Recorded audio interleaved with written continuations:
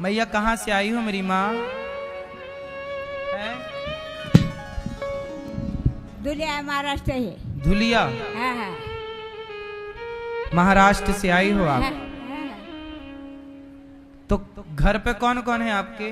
मैं अकेली है महाराज जी, अकेली में। हाँ, मेरे को सौतली बासे होते, मतारे हो गए थे, चलता ये तेरे को तेरे का बेटा भी बाप का करो तुम्हारा करो, मेरे को रखने को कोई नहीं है महाराज जी।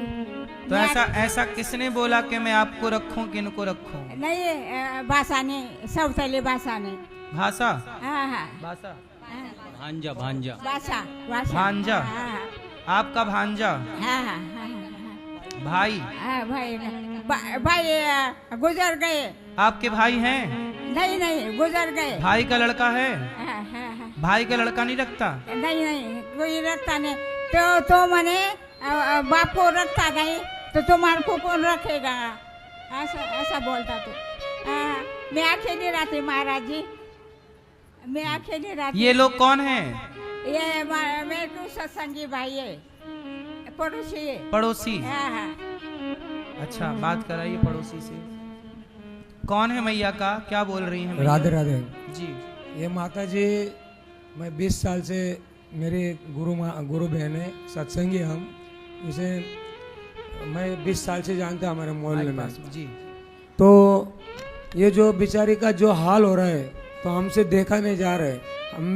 मेरा भी जो टूरिस्ट का धंधा, यात्रियों का धंधा है, मैं भी दूसरे के पास में काम को जाते हैं। हम मैनेजमेंट करते हैं दोनों, मेरी मिसेस है।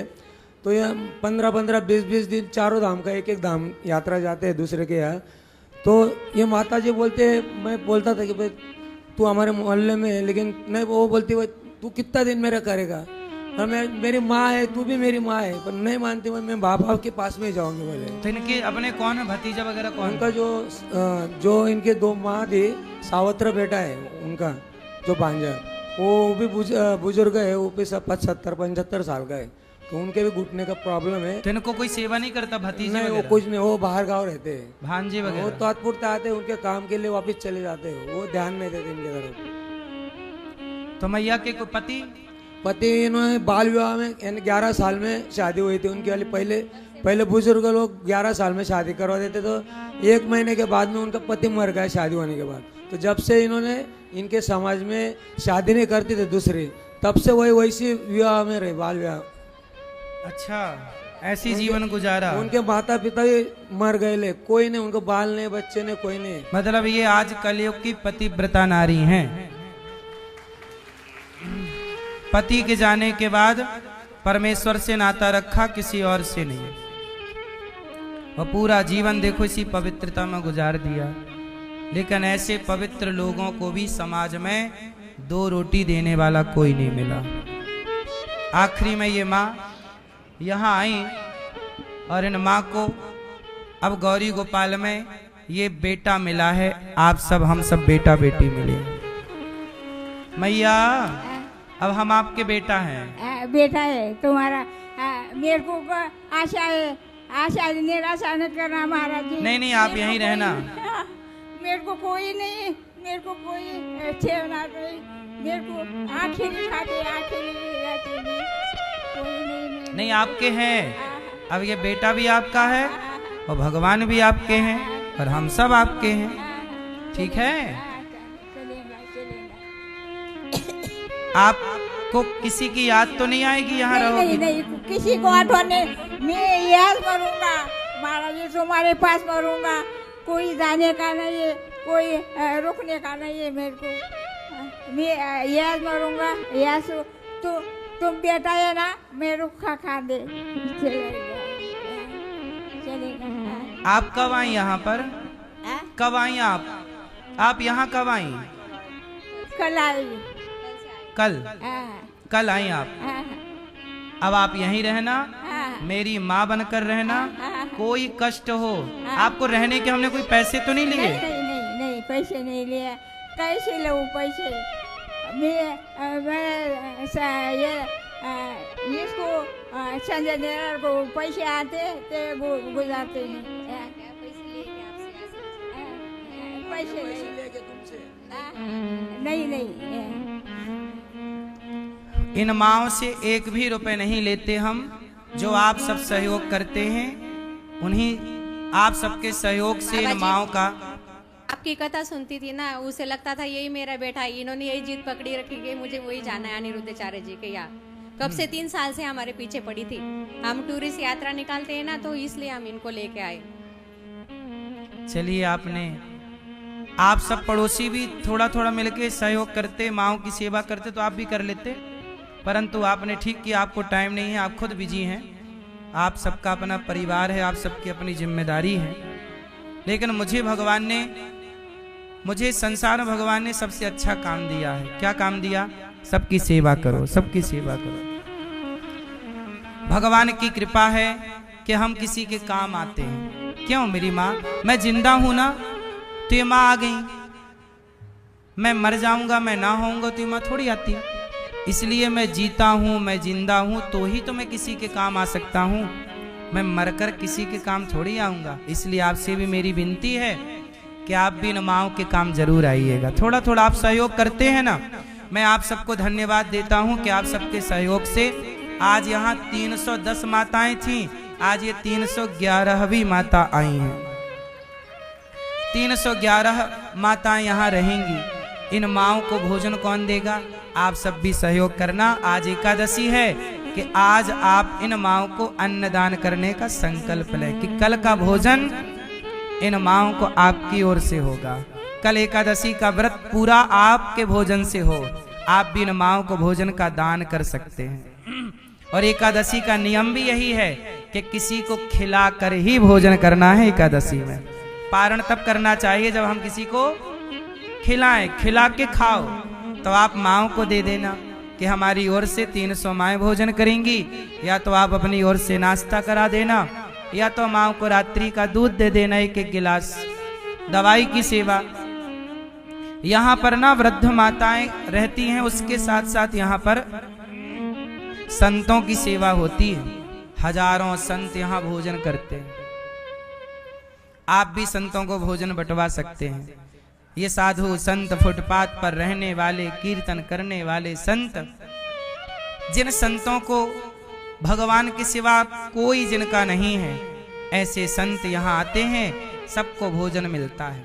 आप भी कल का भोजन दाल चावल सब्जी रोटी का आप भी भोजन बंटवाओ कि कल की सेवा संतों की हम लेंगे।